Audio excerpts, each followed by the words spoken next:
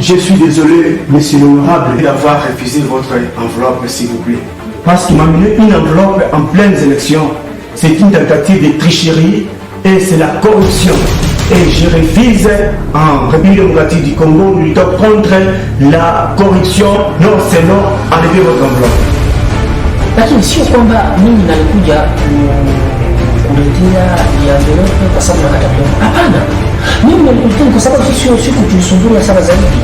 Na tulisumbuliwa muda mrefu sana. Ndio kwa maana nakuletea soda kidogo ikusaidie, sio kwamba nataka kukata milioni. J'ai déjà dit non, c'est non. Je ne peux pas vraiment me laisser tromper. Ici au Congo, on n'admet pas la corruption. Nous luttons contre la corruption. Quittez mon bureau.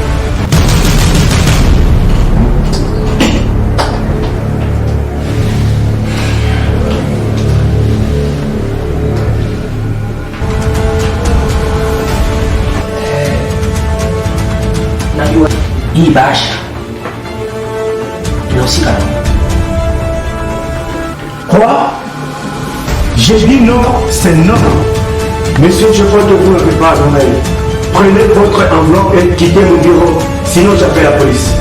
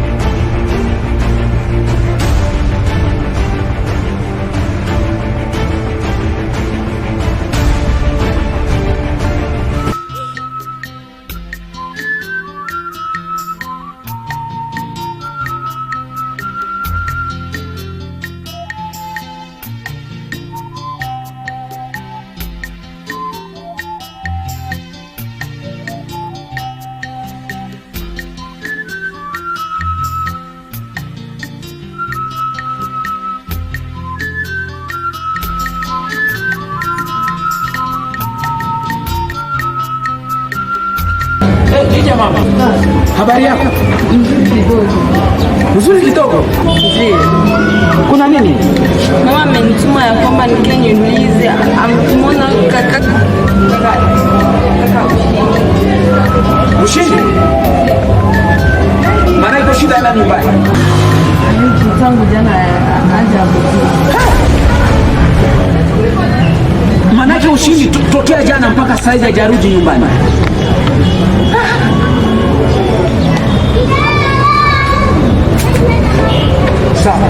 Sawa, usubiri.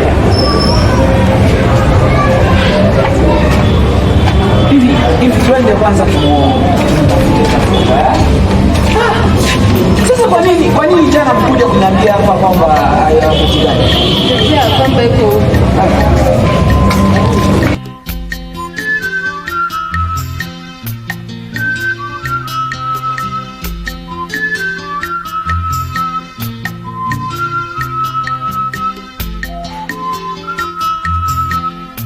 Kaka Stani! Kaka yangu. Tumemtafuta Ushindi. Hivi hujamwona Ushindi? Sijamwona. Hey.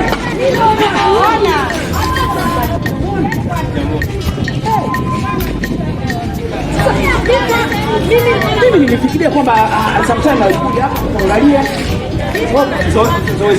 Sijamwona. Sawa kaka, nashukuru sana.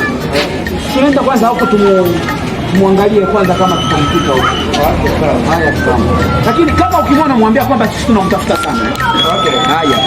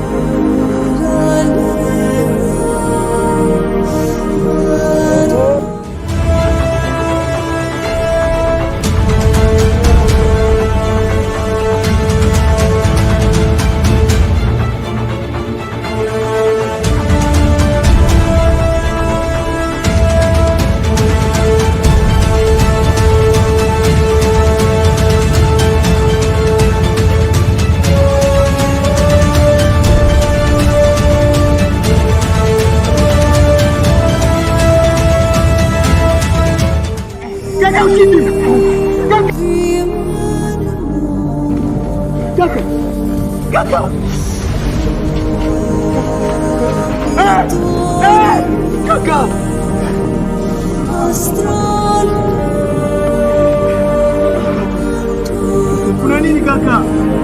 Kaka, kuna nini kinatokea kaka?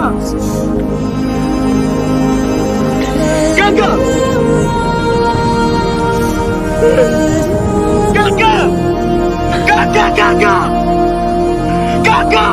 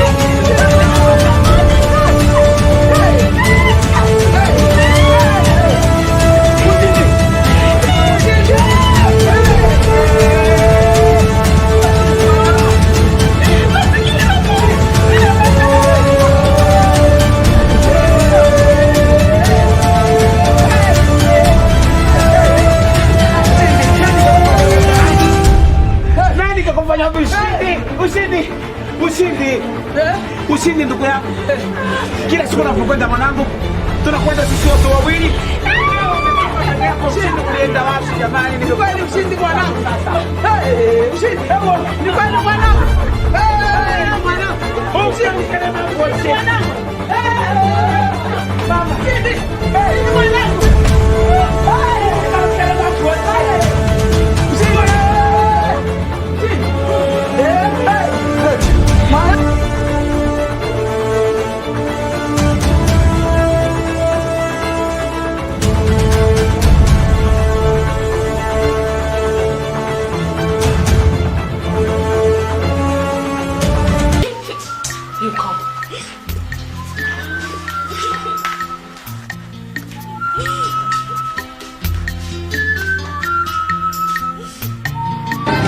Dada wewe nani? Mimi rafiki yake tu. Na kwa nini unaniuliza lakini? Kwa maana siku nilikuwa naoga, angalia kwa hii hali yako. Oga? Ndio.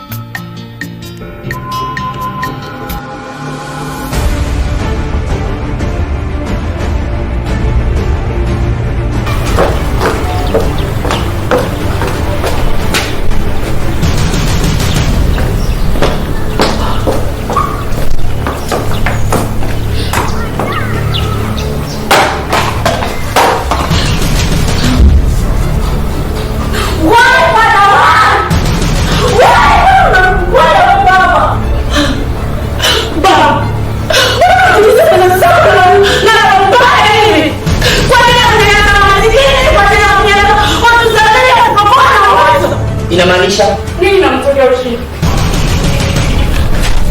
kitu gani?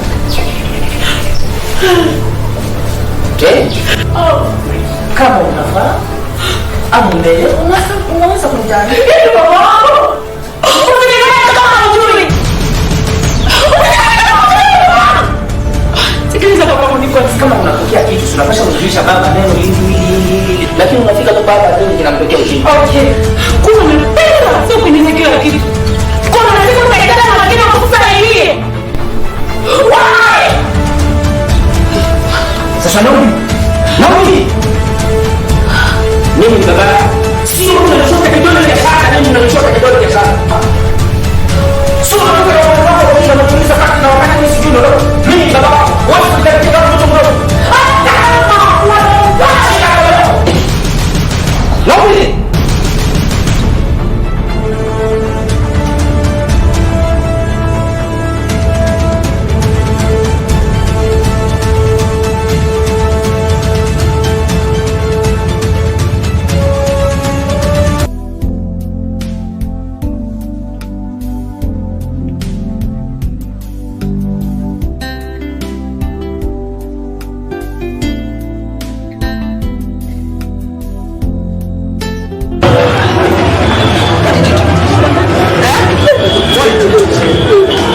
Mimi Ushizi.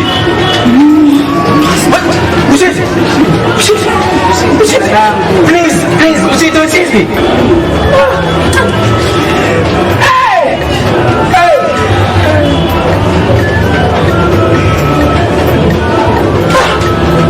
Kuli wakosea nini?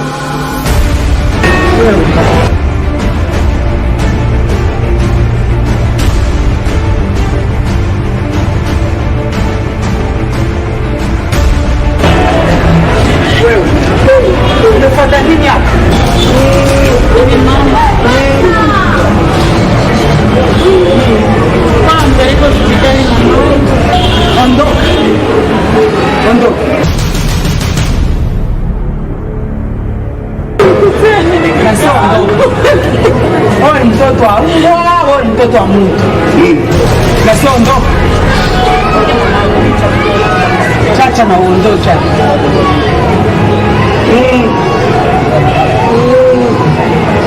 Pesa mteleke basi. Pesa. Saidie. Ondoka, mtoto wangu ane.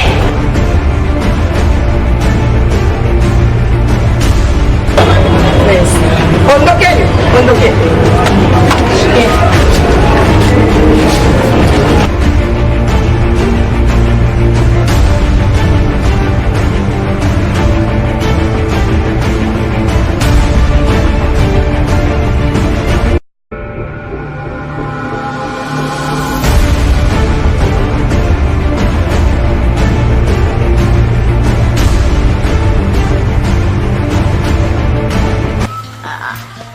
What did you do? What did you do? Stupid girl.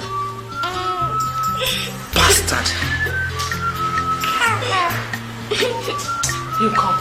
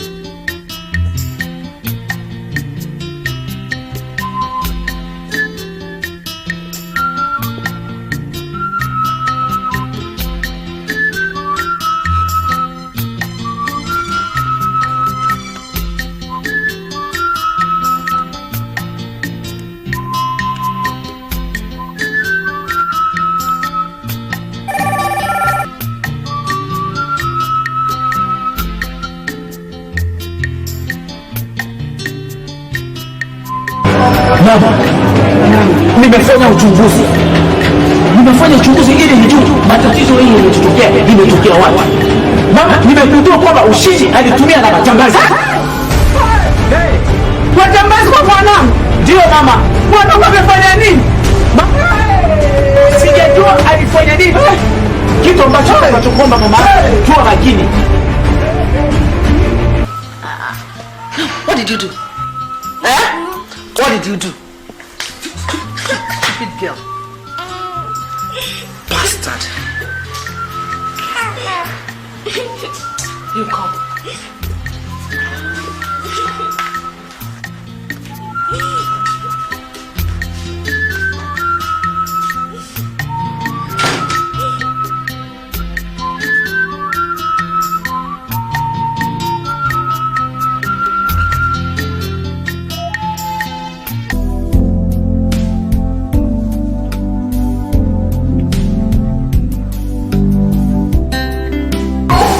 Kweli mwanangu anaumia. Kasema. Leo siku zote kweli. Naumiza mwanangu tunaumia. Mwanangu analala. Jana nimekuwa na romi. Najiandaa kufanya harusi. Lakini mambo mmoja sijui wala simuelewi.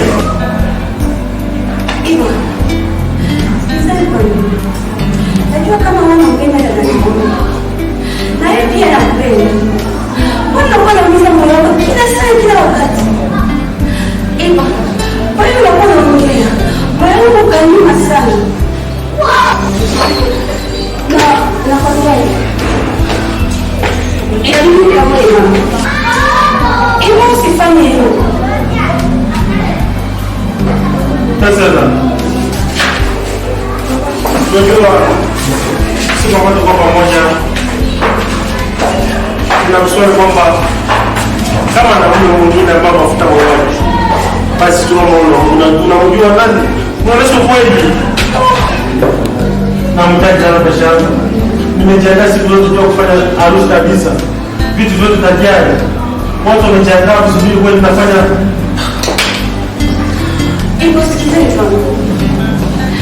Nakwambia nikatoka hapa nenda kwa mama. Sawa. Sawa. Najua kama unapenda dada yangu sana. Naongea naye kila siku, usiku na mchana. Naye pia anapenda sana. Naumiza moyo wako. Hivyo nakwambia hivi, usijali. Hivyo sikizeni kwangu. Hivyo napoongea hapa, moyo wangu kaniuma sana. Usitaka mwanangu. Kila siku narudia nani? Sawa. Nakuelewa kweli vizuri. Lakini tasema nimejiandaa kwa mambo mengi. Watu wamejiandaa kwa kusubiri mambo mengi kweli tutafanya harusi kubwa. Vitu vyote vilikuwa tayari. Hawezekani kabisa. Wala wao ya nisikia. Sijione furaha. Ipo. No. Moyo wangu haueleweki hata kidogo. Hata kidogo. Shemeji, kama kuongea hivyo. Nakwambia kweli. Hapa natoka hapa naenda kwa mama. Sawa. Basi. Hata hivyo lakini sisikii raha. Sisikii furaha kabisa. Basi nasubiri kwenda kwa shule. Sina raha. Naumia. Ipo. Sasa sisikii kabisa.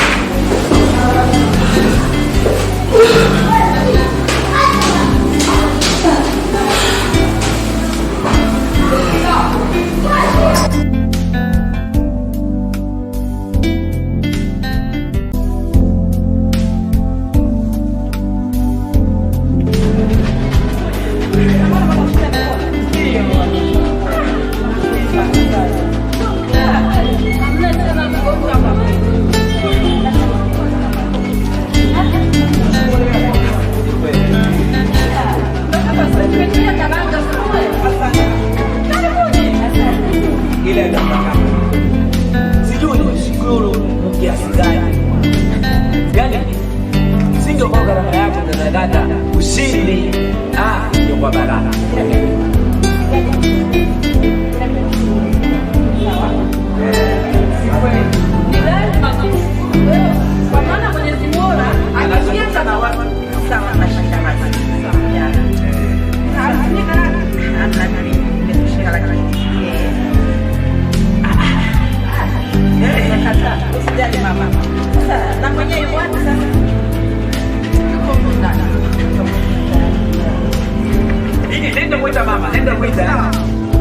kakangu aje. Asi si hapa pema. Nina furaha. Nije kuni. Na mgeni kaka. Najana pesa hamna. Pesa hamna ya kutoa kwa ndani. Wanaume.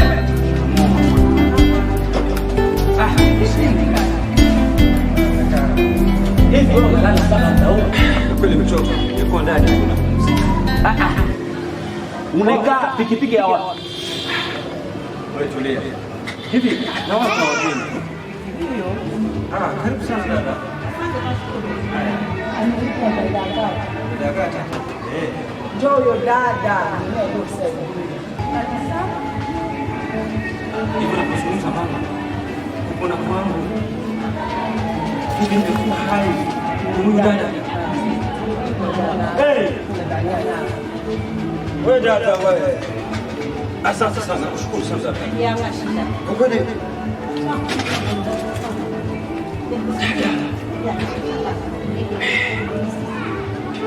Yaani nakushukuru sana kwa kitendo ambacho umefanya, kitendo kizuri sana.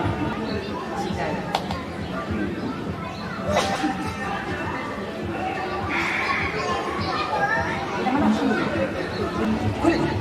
Kasoro. Huyu dada ndio dada ambapo aliyofanya gharama yako zote. Yeye ndio akatoa hela ya matibabu yako yote. Mpaka kufika muda wako.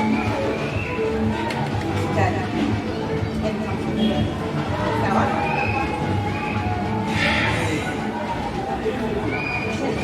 Sawa.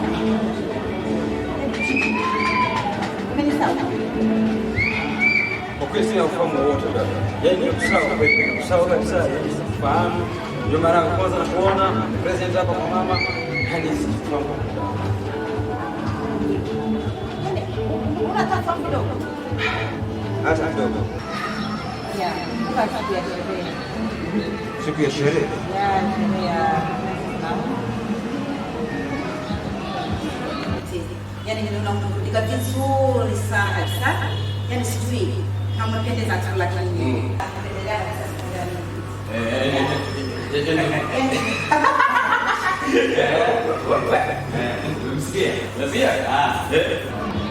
Oh! Hey! Dada Gata. Dada Gata huyu. Huyu dada Gata ya muziki. Ya muziki. Sijali mama. Karaka. Shukuru sana. Shukuru sana. Dada, asante sana. Haya. Usini mwanangu. Karaka hapa bwana. Tunatumia karaka. Dada Gata. Hata mimi kumbukumbu tayari kisha kuwapoteza. Hapa nimekumbuka. Huyu dada kuna mkumbuka sasa? Namkumbuka. Namkumbuka. Siku ya sherehe tuliimba siku moja wimbo na rafiki yangu Kasuku, watu wakafurahiwa pale, wakatokota. Dada Gata, mama Maimana. Ndio. Maimana.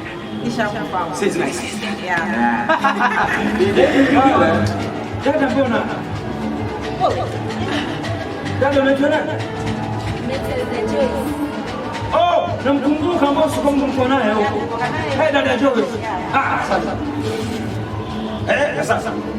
Karibu sasa. Karibu. Asante sana. Mama ni waje. Sana. Bila shida yake nilikia kazi. Sasa.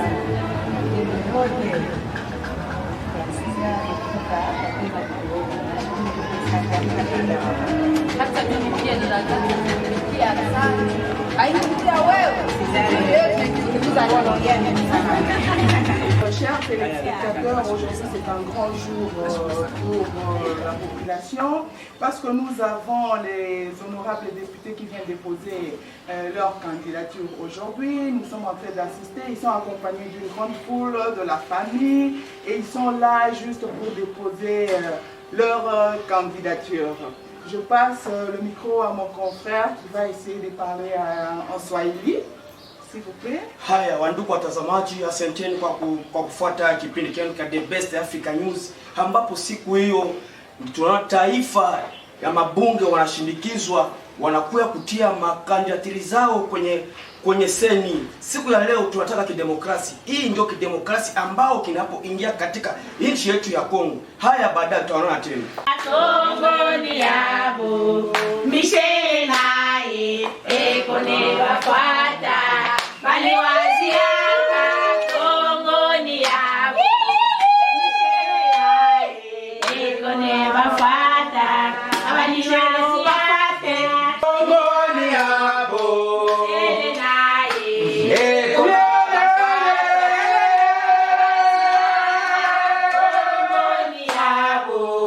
Michel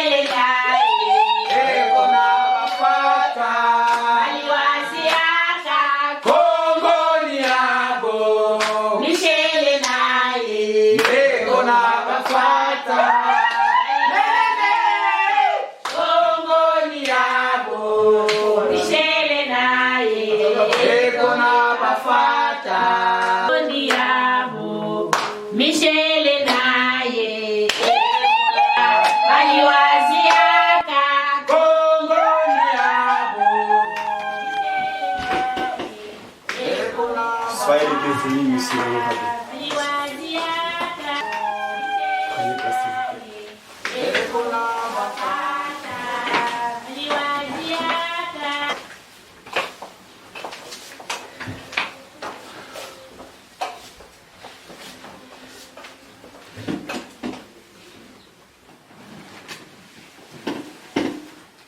Merci beaucoup.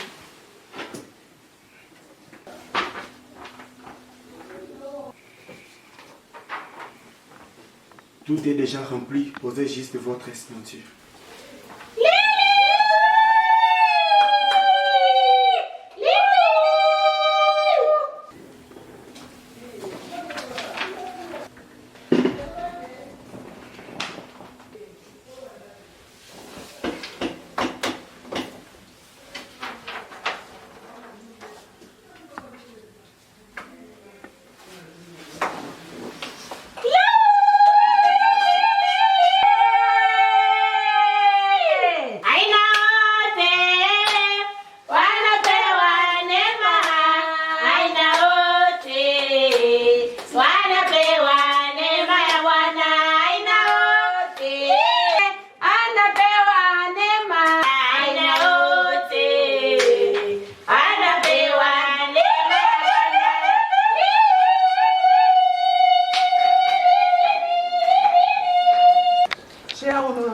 Michel, bonjour. Bonjour. Nous voyons que vous êtes accompagné de toute votre famille ici au bureau de la CENI pour le dépôt de la candidature à la députation provinciale. Et nous voulons savoir quelles sont vos motivations, qu'est-ce qui vous a poussé à venir déposer votre candidature ici. Merci beaucoup, madame, pour la question. Ce qui m'a poussé aujourd'hui à venir déposer ma candidature à la députation provinciale, c'était juste soutenir aussi notre population. Parce que les tueries, ça exagère dans notre province. C'est pour cela aujourd'hui, je suis sur le bureau de CENI pour déposer ma candidature et être député provincial. Comme nous sommes là et nous avons des téléspectateurs qui sont en train de vous suivre, quel est le message que vous avez passé à la population pour les pousser à vous voter? Quel est votre message? Ce que je voulais dire à la population, premièrement, il fallait qu'on puisse me soutenir. Parce qu'il n'y a pas à commenter. Après les élections, vous-même, vous allez voir ce que je dois faire. Chers téléspectateurs, là nous venons de suivre l'honorable Michel qui est venu pour déposer sa candidature et vous venez de le suivre, ce qu'il a dit là. Et il a besoin de vos soutiens, que le peuple puisse le soutenir selon ses objectifs et ses actions. Il a un avenir, il ne veut pas beaucoup parler. ce qu'il dit, c'est qu'on puisse le voter et on verra l'action par après. Et là, je passe le micro à mon confrère qui va s'adresser à vous en langue Swahili. Haya wanduku, tuko kwenye mheshimiwa hapa. Haya mheshimiwa, tunakona ambapo unatoka kwenye unaenda kutia makandidatiri zako. Leo siku hiyo ambapo mabunge wengi walikuwa hapa, ambapo wewe mbunge wa kwamba utasema nini mbele ya taifa, utawaga nini? Nashukuru sana kwa swali lako. Nataka kuifutu hili ile swali. Kinachonisukuma sana zaidi ni kuja hapa kusaini kandidati ile yangu ni kuhusu jimbo la Katanga wezi wanapita. Sasa mheshimiwa, yani wale wezi ambapo mabunge wengi walipita mwaka ilipita walikuwa paka hivi. Siku ya leo wewe mbunge wa leo unasema nini ambapo ile wezi uwaji utamalizika namna gani katika jimbo ya Katanga? Wale waliopita ya kwao ishakwisha, sasa hili linabakia letu. Linabakia letu, tufanye nini? Tutie nguvu sana zaidi, wale wajambazi wakamatiwe, na sitasema bia mingi sana zaidi, isipokuwa maneno kweli mtaziona wenyewe. Haya, mimi naona mkono wako, mkono wa kushoto, mkono wa kuume, ninaona mama wako ambapo na mtoto wako. Yaani mama, amjambo. Jambo baba. Ambapo siku ya leo tunaona mshindikiza mzee, ambapo leo mnaaga nini ya kwamba mtatenda nini kwenye taifa? Namsindikiza mume wangu. Sisi tutafaulu. Mtafaulu. Tutapita. Haya, tunaenda kwanza kwa Malkia mwingine ambapo hapa. Yaani wewe Malkia unasema nini kwa mjumbe ambapo utaelekeza yani wandukwa? Haya dada, ambapo tunaona mshindikiza mzee hapa, ambapo wewe utaelekeza nini taifa, utasema nini?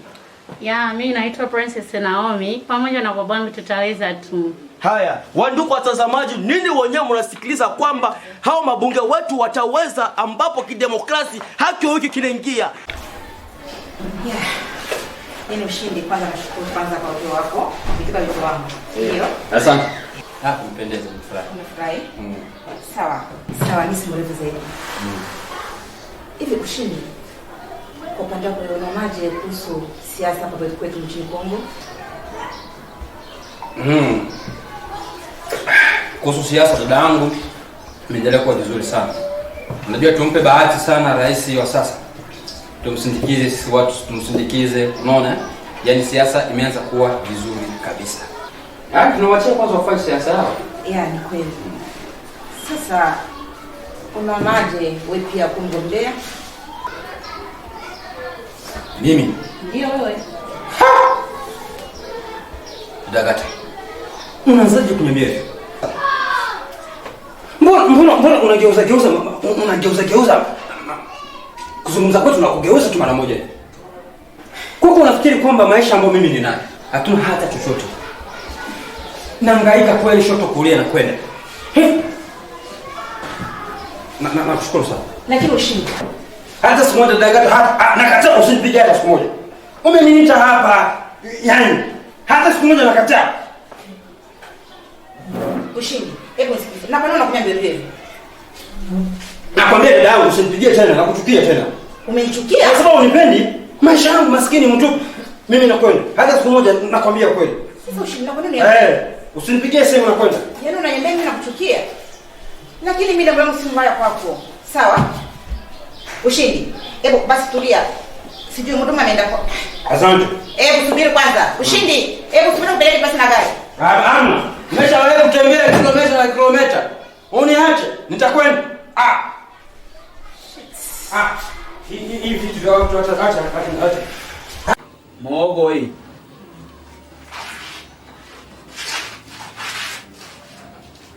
Sasa kaka akwambia sema ambapo alienda. Aliniambia kama atoka tu kidogo, lakini akaniambia nafasi ambapo alienda. Mimi nilimwambia kwamba ukitaka kutoka kidogo aje anyonya nyumbani.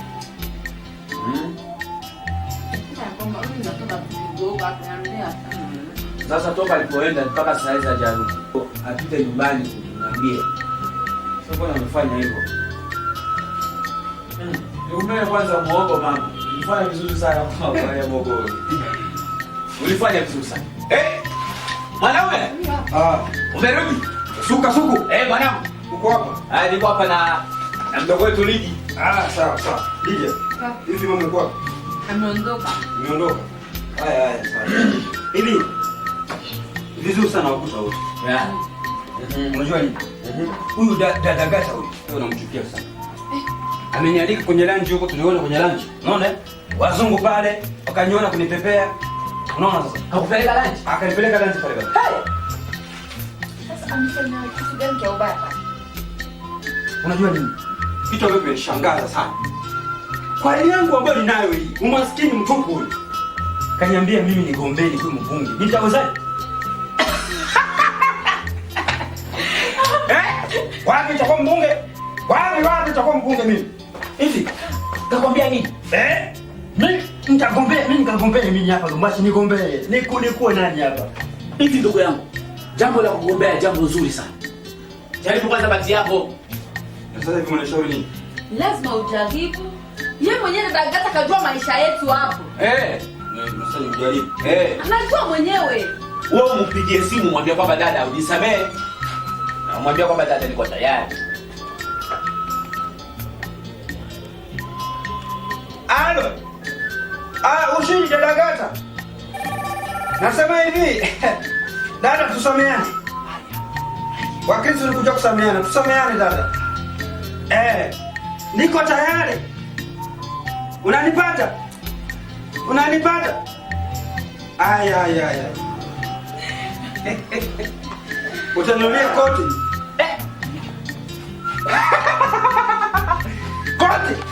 Koti? Nikupe namba ya koti? Namba hivi Lidia. Wewe ni mdogo wangu karibu sana. Sasa hivi hata namba yako ya koti huijui? Mwambie anunue tu, ikakuwa mnene tutagondesha. Dada, mtandao inasumbua. Nasema hivi. Dada, wewe nenda dukani tu. Wewe nenda. Ukanunue koti. Ikakuwa kubwa dada, itakondeshwa. Hapa umeongea. Dunia leo dada imekuwa ni dunia. Sitai. Aya, asante sana, nashukuru sana bana. Na mkoto.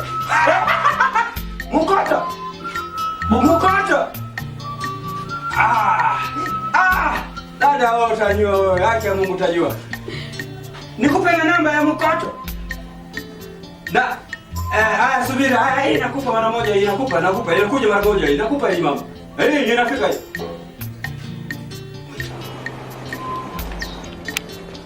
Ndio.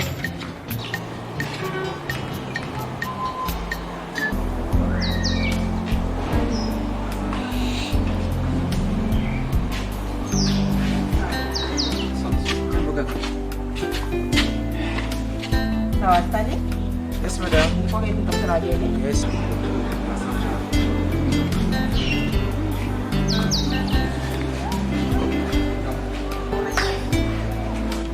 Shindi. Ndio klasi kwa mpaka. Nakushukuru sana, asante sana. Asante. Sawa. Karibu.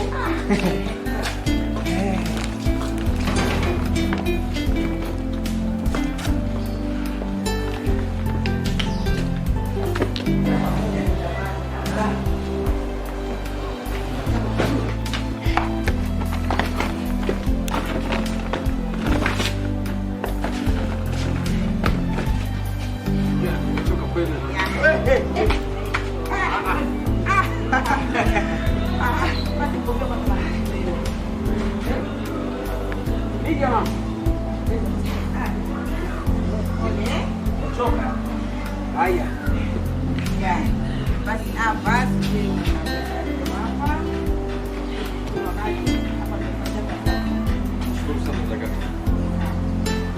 Nakushukuru sana. Sitaongea mengi sana. Dagata, asante sana.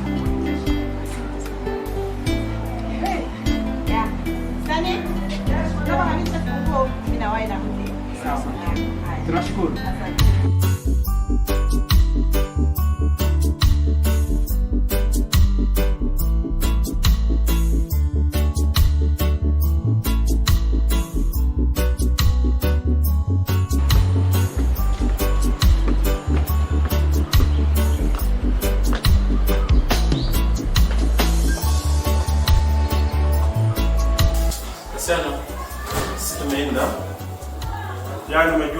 nimesubiri saa nyingi. Hata hivi basi sanibidi nishuke nyumbani.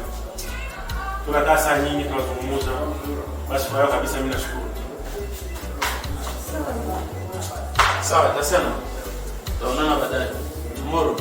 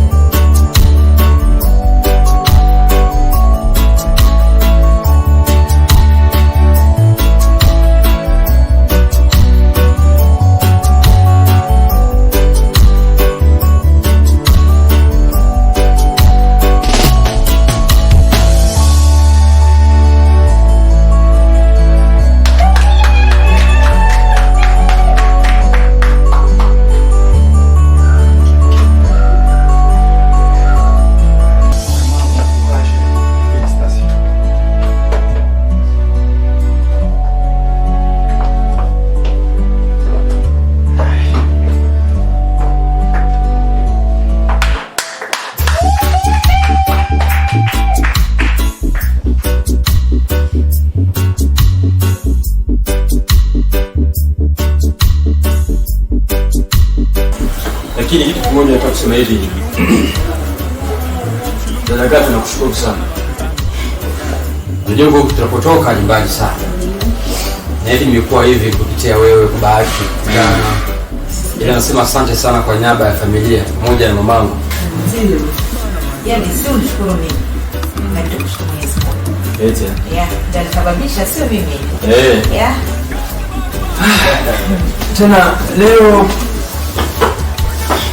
ni siku ya kwanza matangazo ya mabunge. Kwa kweli natamani kuwa mbunge. Itakuwa vizuri sana. Jana kwa tetea. Monsieur Honorable. Unaburudisha hapo? Naburudisha bwana. Lakini wewe sio unaenda huko. Anza kukusinzia. Unasinzia.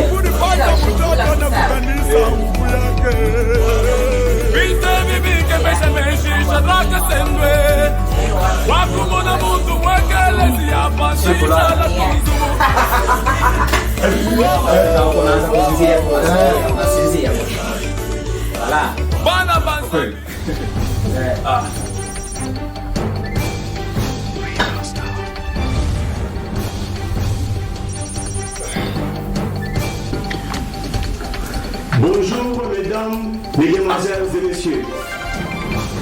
Aujourd'hui, c'est un grand jour et la proclamation des résultats du premier tour. Nous vous informons que tous les candidats qui ont posé leur candidature étaient au nombre de 10 000 personnes. Parmi ces 10 000 personnes, nous avons enregistré 500 personnes élues. Parmi ces 500, il y a 3 personnages élus avec beaucoup de voix. Il s'agit de Geoffrey Kaomba, Monsieur Honorable Michel, et enfin Monsieur Honorable Ushindi Nyembo.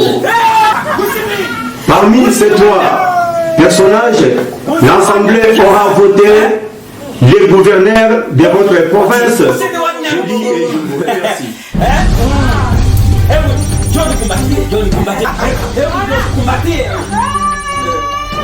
Johnny kumbatia mwanangu. Sasa mama, yaani naogopa. Kwa nini naogopa? Kwa kweli asante na washukuru.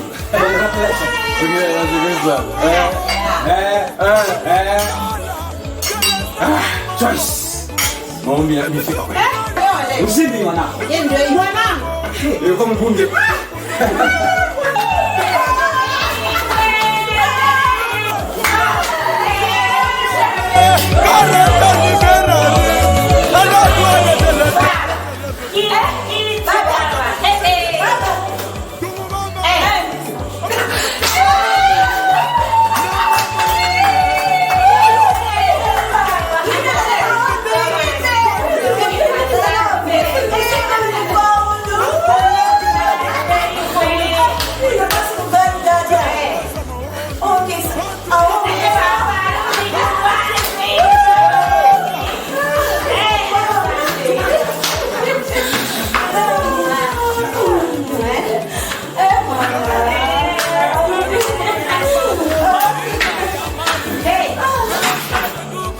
Chers téléspectateurs, bonsoir. Bienvenue à la chaîne de Best of Africa Movie. Nous voici encore sur le plateau dans l'émission Face à Face. Et là, nous avons deux candidats gouverneurs de la province. À ma droite, nous avons l'honorable Michel.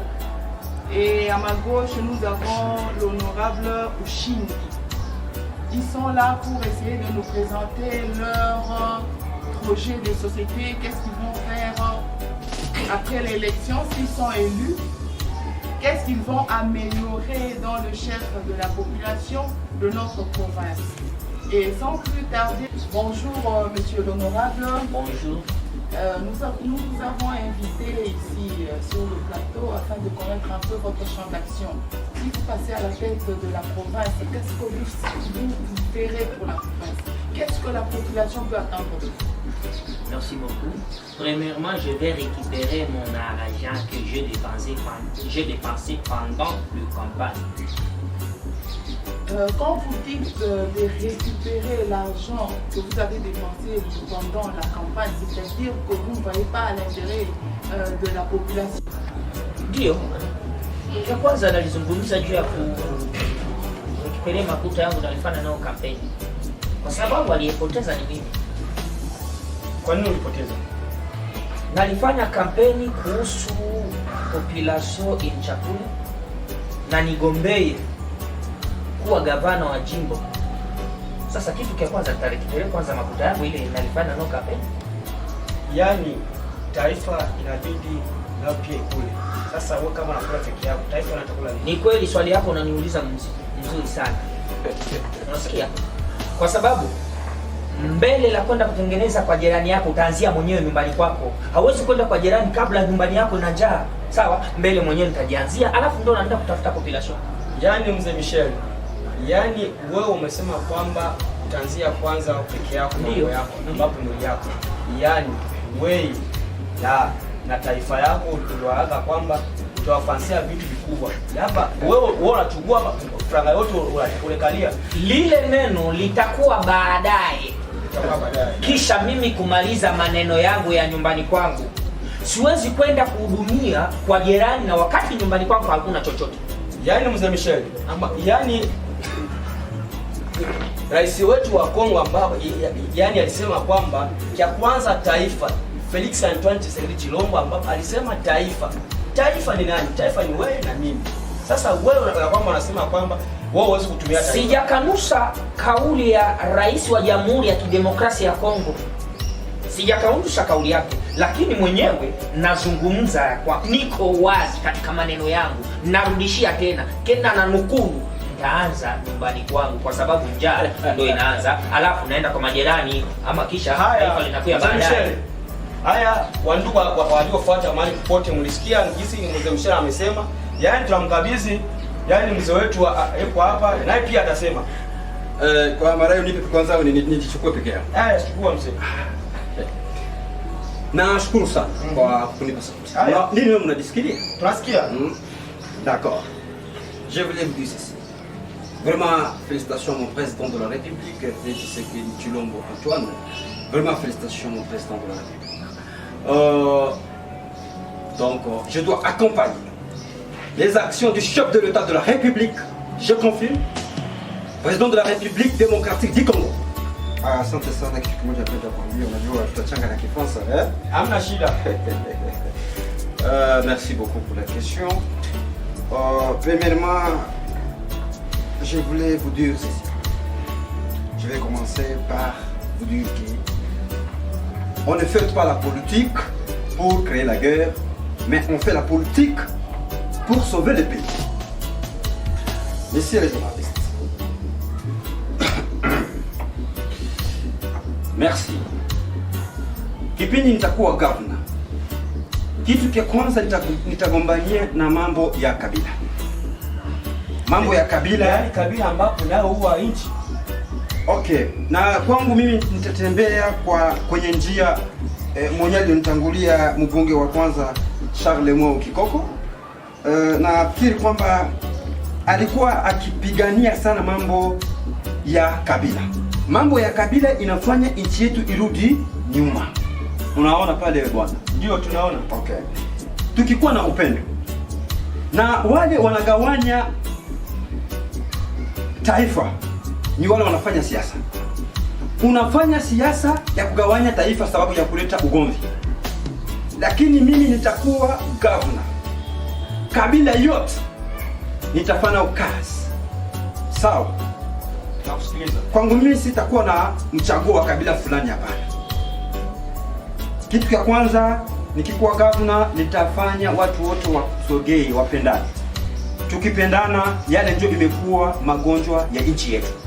Tukipendana utaona nchi yetu inaenda mbele. Yaani mheshimiwa, ambapo na ulizo moja, ambapo rais wetu wa kidemokrasia ambapo huwa sasa hapa amesema kwamba taifa, yaani wewe utatumisha taifa ambapo wewe utatumisha taifa yako.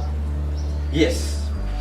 Kama mheshimiwa rais ameshapita kwenye kiti leo. Ni kweli. Mimi nikikuwa governor nitatembea kwenye onyo yake. Anasema taifa, okay? Je peux vous dire en français, dit le peuple d'abord. N'est-ce pas? D'accord. Moi aussi je dis le peuple d'abord. Donc tutatumika na taifa sababu ya uchumi ya nchi yetu ipande kumbe. Merci et je vous remercie. Vous-même, merci beaucoup, madame. Chers téléspectateurs, vous venez de suivre de vous-même ce que nos deux candidats gouverneurs viennent de donner comme leur plan de société. Chacun a détaillé de long en large ce qu'il fera au cas où il passait en tant que gouverneur. Nous vous disons merci. Merci à l'honorable Maud. Je suis désolé, monsieur l'honorable, d'avoir refusé votre enveloppe, s'il vous plaît. Parce qu'il m'a amené une enveloppe en pleines élections. C'est une tentative de tricherie et c'est la corruption. Et je refuse en République démocratique du Congo de lutter contre la corruption. Non, c'est non, enlevez votre enveloppe. Lakini sio kwamba mimi nalikuja kuletea envelope kwa sababu nakata mdomo. Hapana. Mimi nalikuletea kwa sababu sisi siku tulisumbulia sana zaidi. Na tulisubia muda mrefu sana, ndio kwa maana nakuletea soda kidogo ikusaidie, sio kwamba nataka kukata mdomo. J'ai déjà dit non, c'est non. Je ne peux pas vraiment me laisser tromper. Ici au Congo, on n'admet pas la corruption, nous luttons contre la corruption. Quittez mon bureau.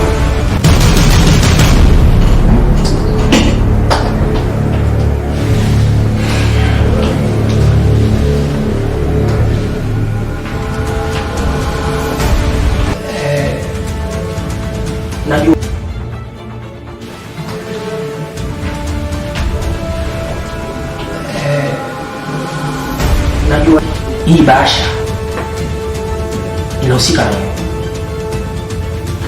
Quoi? J'ai dit non, c'est non. Monsieur, je crois que vous n'avez pas l'oreille. Prenez votre enveloppe et quittez mon bureau, sinon j'appelle la police.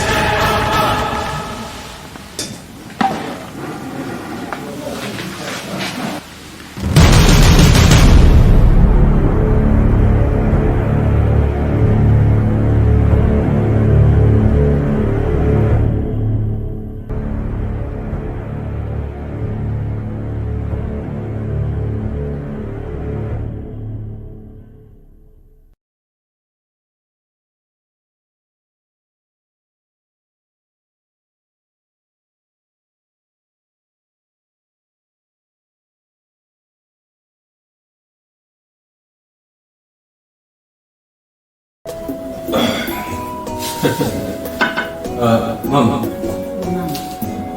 leo ni siku kweli na mashaka sana kuhusu matangazo nataka kuanzisha sasa hivi. Sasa na hofu mwanangu. Unaogopa? Lakini sijaogopa sasa, unajua sababu nilikuwa na mchungaji Mbuya Katenga wasema. Unajua kwa jana ambao alikuwa tumeombea, anambia mwanangu usiwe na hofu. Unajua nina hakika na mzee Mbuya.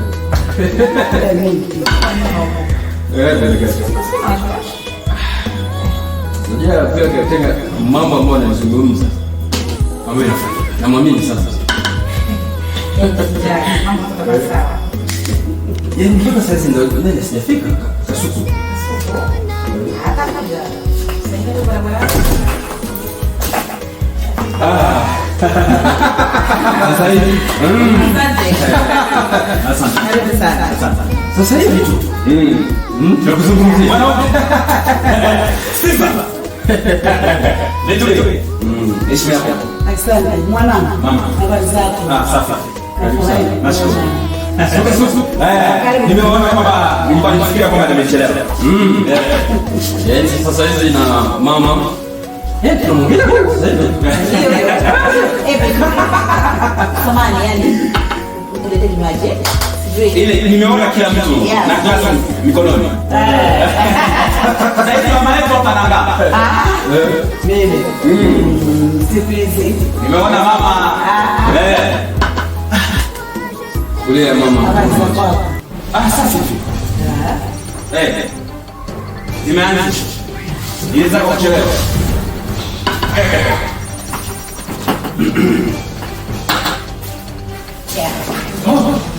Nataka. Asante sasa. Kisimba kwa shaka. Mambo yanakwenda. Nataka kuanzisha mara moja. Sawa. Bonjour, mesdames, demoiselles et messieurs. Aujourd'hui, c'est un grand jour de la publication des résultats du deuxième tour. Lors de la publication dernière, on vous a informé qu'il y avait 3 candidats qui devraient lutter sur la poste de gouverneur. Alors, ayant recueilli la majorité absolue, élu comme le gouverneur du Haut-Katanga avec 79%, il s'agit de Monsieur Honorable Ushindi. Je dis et je vous remercie.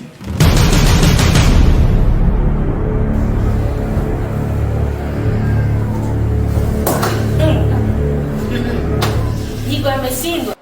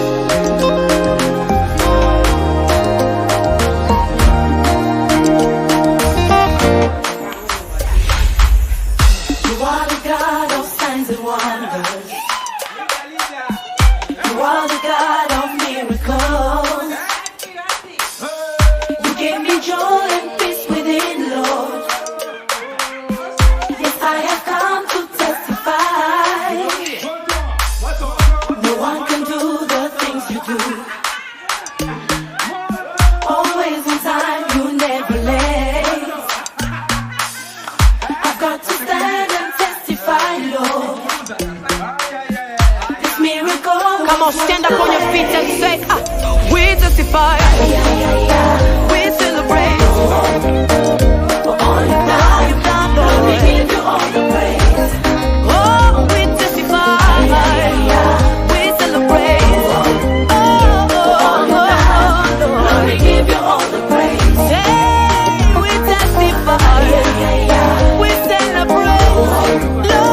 Lord, everything you've done, we give you all the praise. We testify, we celebrate.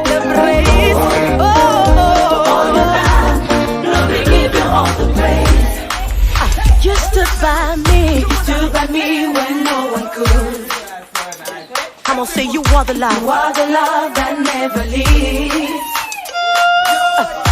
I am here to testify, Lord. Come on. Of how you took away my shame. Now listen.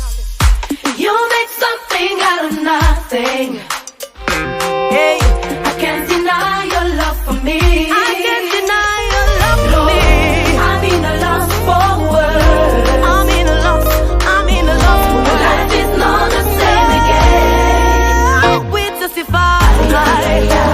We celebrate for all you've done, Lord. Let me give you all the praise. We testify and we celebrate, yeah, for all you've done, Lord. Let me give you all the praise. We testify. Nashukuru sana. Okay? Leo nimefurahi sababu dada Agata mwanzoni nilikupinga, lakini kwa sasa nimeona matunda. Yaani nafurahi sana. Leo nimekuwa governor, nimefurahi kwa kuwa sababu mchango wako. My brother, my big brother, my brother. Asante. Ongera sana. Ongera sana. Asante sana. Asante. Dada Agata. Asante sana. Asante sana. Hey Lydia. Sister Lydia. My sister, thank you. Nenda kumkumbatia kaka yako, nenda kumkumbatia kaka zako. D'accord. Wow. Basi nashukuru sana. Kwa hivyo na washukuru ni wote. Kesho mara moja nitaenda kusini sasa. Nifanye napishano fulani ama release.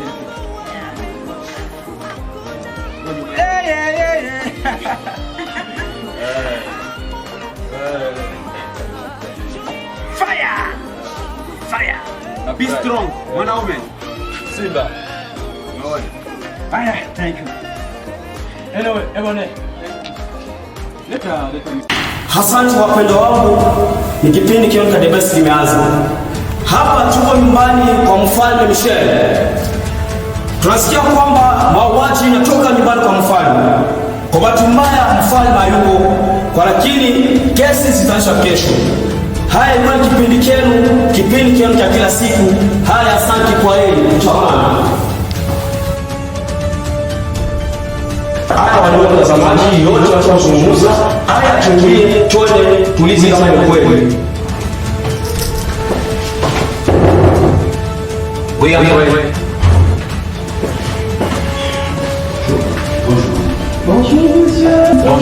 Bonjour madame. Bonjour.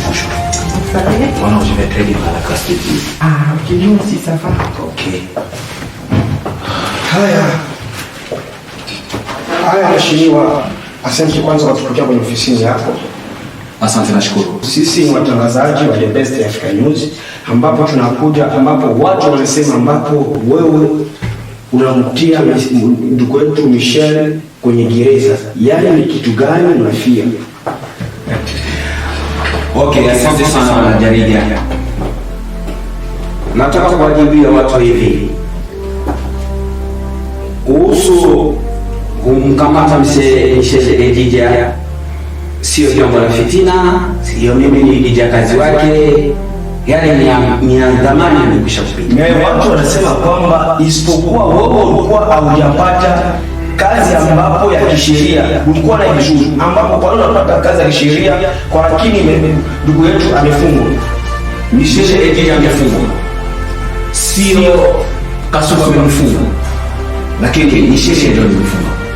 Yaani samani mheshimiwa, ambapo watu wanasema kwamba nini ulikuwa wafanya kazi wake, ambapo hiyo sio fitina wala ina fitina. Kama kisa rais wetu aliongea kwamba taifa kwanza. Yaani yeye amesema kwamba sio mauaji, alipata msiba kwenye gari.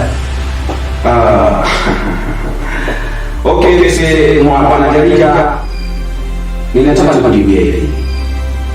Kama Michel Edija alifungwa, sio mimi niliyomtia gereza, lakini kulingana na sheria ya nchi yetu. Sheria ya nchi yetu imesema kwamba mtu akitumia maua lazima kumtia gerezani. Maana sheria ndio imefunga. Ndio hivyo watu watoe mafikira yao wote kwa kichwani wao kufikiria kwamba imemfunga kwa sababu ilikuwa kijakazi wake, ilikuwa na ndogo, ili kufuatana na sheria ya nchi. Tunaheshimia sheria. Haya, wandugu watazamaji, niko na ndugu yangu tunaenda naye ambapo naye pia ataingia katika lugha ya Kifaransa. Wandugu wanaofuata nani pia mtafuata kwa lugha ya Kifaransa. Haya. Merci, monsieur le ministre. Merci, madame. Notre venue ici, c'est juste pour essayer un peu d'avoir un éclaircissement sur ce qui s'est passé. Les Antilles, monsieur Michel a été incarcéré. On a dit que c'est un problème de vengeance, un problème de jalousie, parce que vous étiez ses subalternes, vous avez travaillé avec lui, et aujourd'hui il a été incarcéré juste par mauvaise foi, juste par vengeance. Qu'est-ce que vous pouvez nous dire, nous éclaircir à ce sujet, s'il vous plaît? Ok, merci beaucoup, madame. Je savais que cette question allait toujours arriver. Vraiment, je dirais ceci. Monsieur Seguiri a été arrêté, c'est pas à cause des conflits, mais c'est compte tenu de ce qu'il avait fait. Mais monsieur Seguiri a tué, madame, il a tué le sang, compte tenu des droits humains. Si vous allez contre, donc vous tuez quelqu'un, vous maltraitez quelqu'un, donc vous allez arrêter, condamner encore. Mais c'est non, c'est que nous avons perçu chez d'autres personnes, il a été dit que M. Michel n'a pas vraiment tué, c'était juste un accident qui est survenu.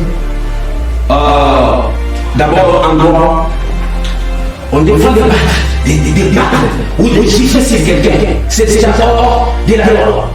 Mais c'est ce qui a fabriqué une personne et cette personne est morte sur le champ. Madame, alors c'est ce qu'on doit faire. Il faut d'abord privilégier le peuple. Comme notre président a dit, le peuple d'abord. Donc nous privilégions le peuple. C'est pour cela que M. Seguiri a été arrêté. Madame, je viens dire merci. En tout cas, chers téléspectateurs de la Movie TV, vous venez de suivre le ministre de la Justice qui vient de donner son point de vue super. C'est qu'on a dit, les gens ont dit non, c'était question de jalousie. Les gens ont dit non, c'était pas grand-chose. Parce que M. Michel et M. le ministre a arrêté son travailleur. Et je pense que la population est maintenant éclairée vis-à-vis de cette situation-là. Nous savons que nous sommes dans un pays de droit. Notre pays est un pays de droit. Et quand vous faites quelque chose, vous ne pouvez pas utiliser juste votre position pour poser certains actes. Il l'a fait, il y a eu longtemps et aujourd'hui il est désarmé. En tout cas, nous disons merci à notre État. C'est plus que rafiki yangu. Oh, Ibra. Rafiki yangu nakupenda sana. Hata mimi nakupenda. Lakini unajua kwamba rafiki yangu tatizo ambalo mimi ninayo ya kupasha hiyo pia ijuu. Nimefuata leo kwamba kwenye television kwamba ushinda kupita gavana wa jimbo la Lubumbashi. Wewe ushinde. Sio ushinda kwanza tunamtatiza, tunampiga, tunamfanya ni babu bila. Ushinde huyo. Yangu. Baada usikie mambo kweli. Paka huo ushinde. Paka ushinde ambao tunampiga siku zote. Tunamsarau. Tunamfanyia mabaya. Kweli ulimwengu sio waifu. Kwamba rafiki yangu kwa akili yangu na mawazo yangu mimi nimejiandaa kabisa kutoka Lubumbashi. Lazima ujue kwamba ushinda kwa gavana wa jimbo. Mimi ndaishi wapi? Sitaishi na amani, sitaishi na raha. Wewe utakuta mwenye kunyanyasiwa. Anachukua kama sina furaha sana. Hiyo ushindi kabisa. Yaani nimekuta kusina raha. Yeye kwa gavana wa jimbo. Mimi najikuta nateseka na kusumbuliwa. Kila kitu nafanya. Anapata akipenda anafanya baya. Anafanya basi. Ndio shida na si ni kweli. Rafiki yangu moyo wangu nakueleza na bila kutoka. Kweli ushinda takufanya kitu kibaya. Umeiua kupika, unafanya vitu vyote. Kwa kweli rafiki yangu Ibra, inabidi uondoke. Inabidi uondoke. Ushindi huyo ushindi. Sio ushindi kwa gavana. Siku yote kweli. Kuna mzao anaumia. Niopia mbele ya macho anaumia na mpiga mimi. Na ufanya vibaya. makosa mengi ambayo kweli sitaishi rafiki yangu. Ila nimejitoa ndio maana nimekuisha rafiki yangu. Mimi naandaa vitu vyote ili niondoke basi nende kisha tao Kinshasa. Nikaanza nafasi ya mbali. Kwa kweli rafiki yangu. Unabidi utoke. Ndio unabidi utoke. Na baba atakufanyia kitu kibaya. Umejua. Wewe nashukuru sana. Unajua mimi siwezi kufanya kitu kama sitakuonesha kitu kimoja. Lakini wewe unajua kwamba mimi nimetoka huko Mombasa, ndio mambo fulani, inabidi utamuona kujua na kuelewa. Sasa hivi watatoka siku gani? Nasubiri Jumamosi kweli.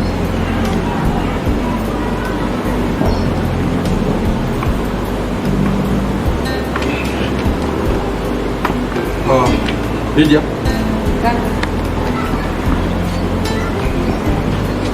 Unajua unatoka mapema. Ni lazima kurudi mapema kwa nyumbani. Sawa. Mimi kakako nimeshakuwa ghafla. Wajui ni wengi.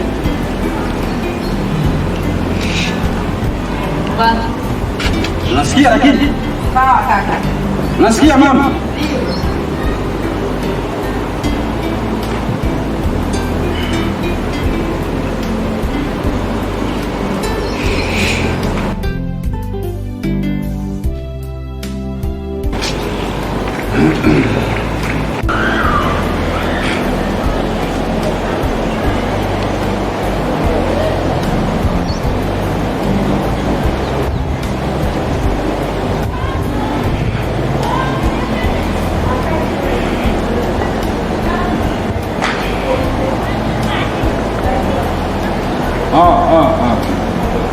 Kasuku. Karibu sana. Asante.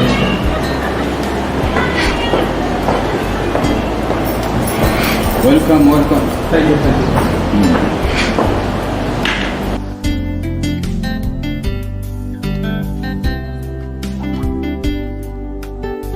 Nashukuru. Nilikuwa nakusubiria mpaka sasa. Nani? Kaza boss.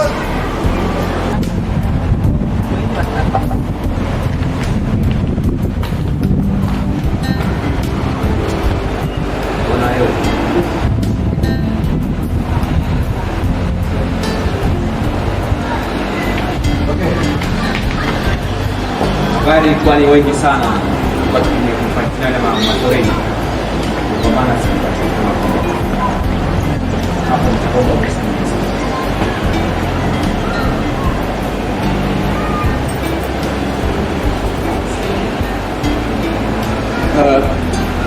Soma mfuko moja. Usitie mafuta nyingi sana.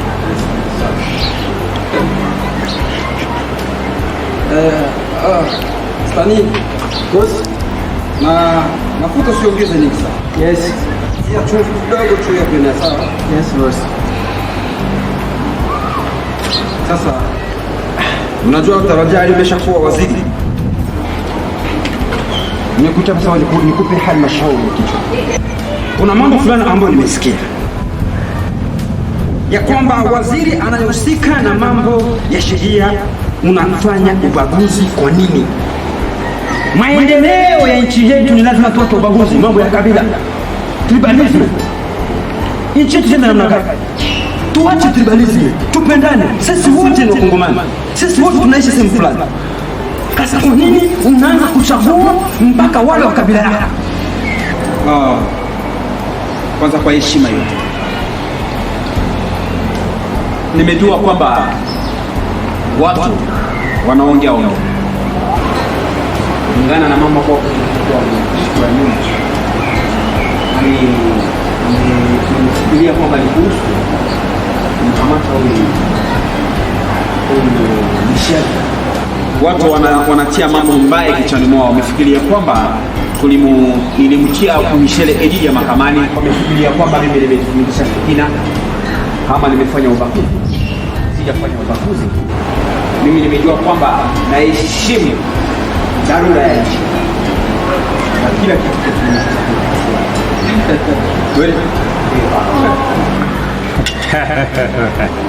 hapo nitasikia vizuri sana.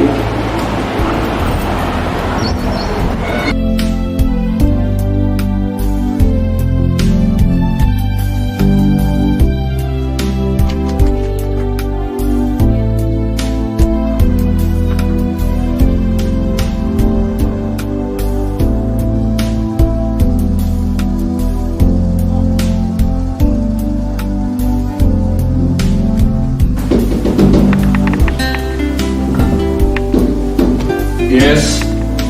Mwanangu ni wazi.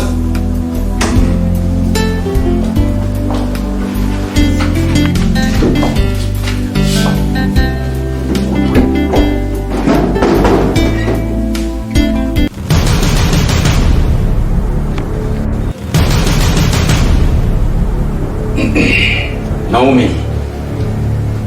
Karibu sana.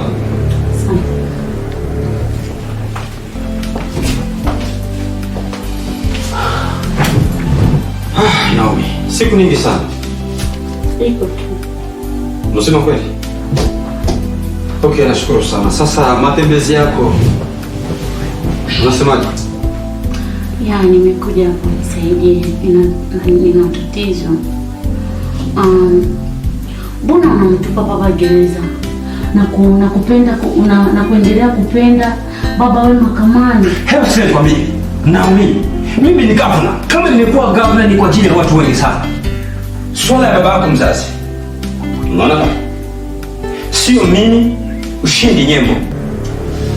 Hiyo ni kazi ya wenyewe wanahusika na sheria, wanafanya kazi kwa kazi, sheria kwa sheria. Ndio kwa maana nimepeleka huko mahakamani. Sio mimi ninayesababisha babako aingie mahakamani. Nataka kuambia kitu kimoja. Mimi hakuna tatizo hata mara moja ya kumfunga babako. Babako mwenyewe kafanya makosa mama. Kafanya makosa. Kama mtu unafikiri kwamba utafanyaje? Anaingia huko ndani mahakamani. Hebu kwa taifa yako, hata jinsi nimeshua governor, hakuna jinsi ambayo kumtoa babako kwa kuwa tatizo hili kwenye mahakama. Ha? Yes. Ushindi, mimi naona unataka kurudisha kisasi au sio?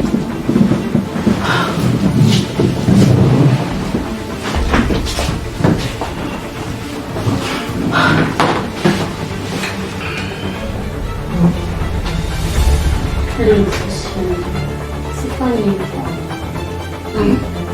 Ya, nakuomba. Please. I'm so sorry. Please.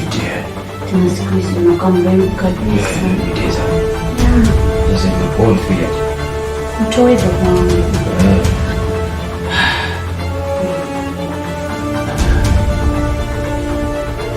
Okay. No. Hapa ni ofisini. Oh my God, nataka kufanya nini? Nataka kufanya nini? Hapa ni ofisini na kukila watu ndani. Wow. Samahani. Nikavuka nisikende. Leave my office. Out. Out. Hapa ni ofisini. Kwa nini unakuja? Leave my office now.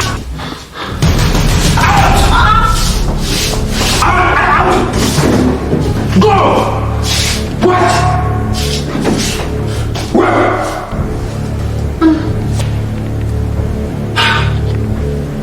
Nafanya nini mwanangu? Hii sio heshima hii.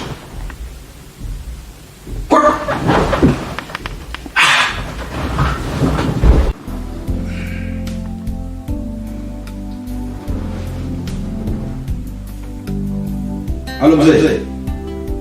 Asante sana niko ofisini. Wewe Yesu. Vous êtes en route? Mheshimiwa Charles Kikoko Mwemwe. Asante sana. Ndio. Yes. Mama Francine Kashongo, Kamara Tony, nataka kuwapokea sasa hivi. Baada nikimaliza kuwapokea itakuwa vizuri sasa. Asante sana mheshimiwa. Nashukuru sana. Merci. Yes. Oui, entrez. Oui, yes. Non, moi je suis au bureau. D'accord. Oh, voilà.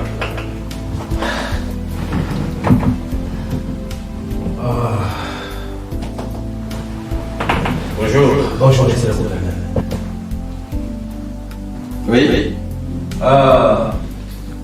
Nakuja kuwapatia maripoti ya kazi ambayo tunaifanya siku hizi. Nafanya maandalizi ya kutoa askari kidogo hapa ili kuwatuma huko Kilwa wakafanya upelelezaji kabla sijaenda ng'ambo za huko Kilwa. Okay. Oya, asante sana, nakushukuru sana. Wewe ndio waziri unahusika na security. Okay, uhakikisha sema kwamba security inakuwa vizuri sana. Na kwa hivi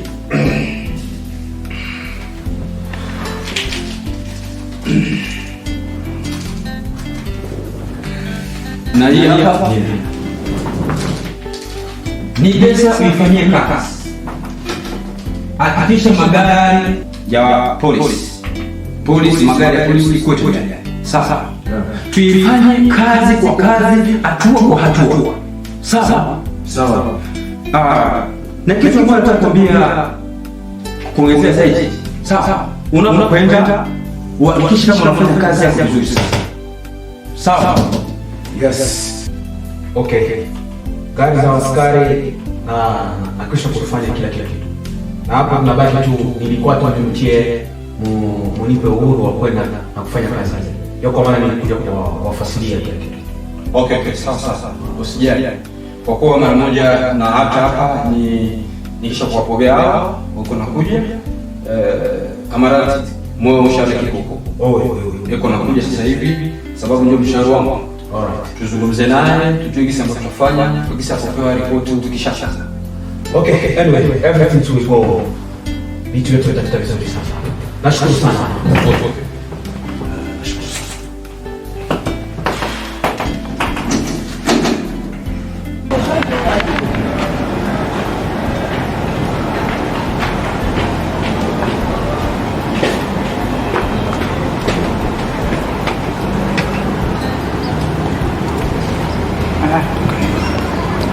Kaa vizuri dada. Ndio. Umetafuta kuna nini huko? Yaani ondoka.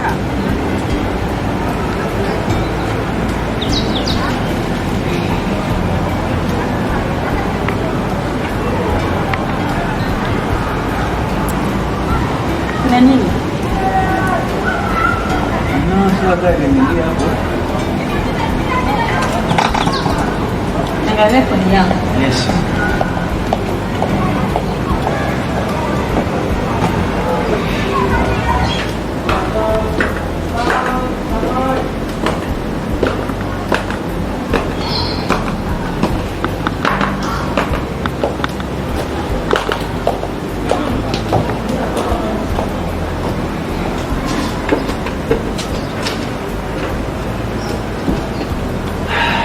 Vipi mama?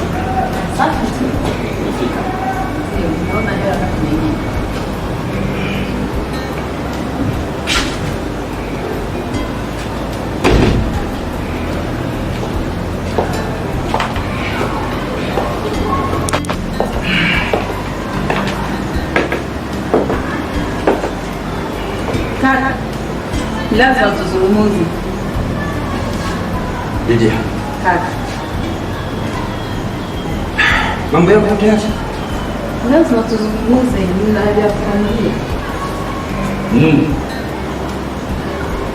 Basi. Nikae hapa basi pia. Nipongeze. Sawa. Asante. Sije kiti.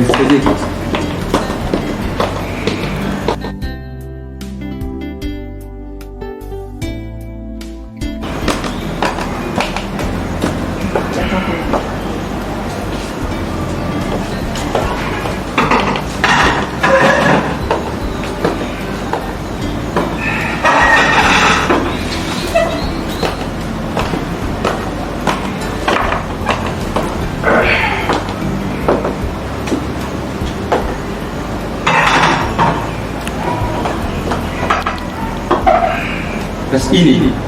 Aku mau maji aja. Kakaangu.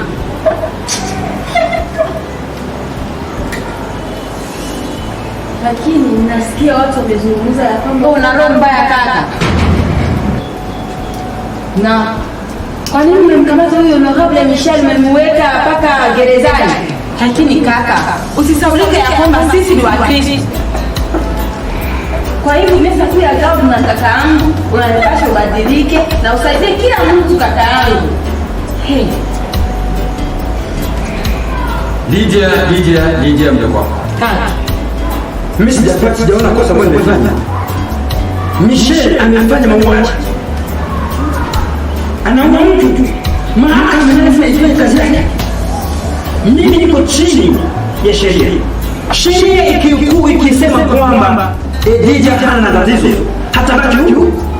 Sheria moja ikisema kwamba lazima inaonyesha kwamba amefanya makosa, ni lazima mfunge. Ni lazima kufanya kazi kwa kazi, hatua kwa hatua. Hivi nakwambia hivi, Edija ndio wangu. Mimi kaka, nimekuwa gavana wa jimbo hili, ni Mungu amenipenda. Ni lazima nikuwa karibu ya watu, nisikilize watu, niwafanyie watu mambo mazuri. Siwezi kurudisha ubaya juu ya wengine ndio wangu. Ninyanyase watu hapana. Ni lazima nikae nao karibu, niwasaidie. Na mimi kaka, siwezi kuwa gavana kumwanga damu. Nataka kuambia hili jambo wangu. Mimi nitafanya siasa ya upendo. Nitafanya siasa ya kujenga nchi yangu. Nitafanya siasa ya mtu utafanikiwa. Unaona? Ndio kaka. Sasa hivi ndio bwana. Inabidi nikushauri na wewe. Ni kweli unaisha kuwa gavana. Wewe ni ndugu wangu Lydia. Hii. Na kataa kunyanyasa watu hapa Lubumbashi. Na kataa kufanya mambo mabaya kwa sababu mimi ni kaka. Kwa sababu mimi ni kaka. Kunyang'anya watu manyumba, jina langu na ikataa kujaribu. Jina langu na ikataa kwa kweli pale na pale muda wake akavuna. No. Kaka, siwezi kufanya hivi. Ukafanya hivyo, mahakama iko tayari kuingia mahakamani. Utaingia mahakamani, nitaoa mali. Nitanao mali. Unaona? Ukusifanya hivyo hata siku moja. Heshimu vitu vya watu. Hawezi kuletea hivi mimi kaka yako. Muda wake akavuna. Mambo hivi. Hivi na hivi. Mimi hapana. Sawa. Sawa kaka, mimi siwezi kufanya hivi. Sisi ni Wakristo. Sawa, nashukuru sana. Hivi nasikia choke maji nikaa hapa, sasa nasikia joto. Natoka kumuona mzee. Sikuenda ofisini. Hapa nimekuja na gari hapa, nimetoka nimeona mzee.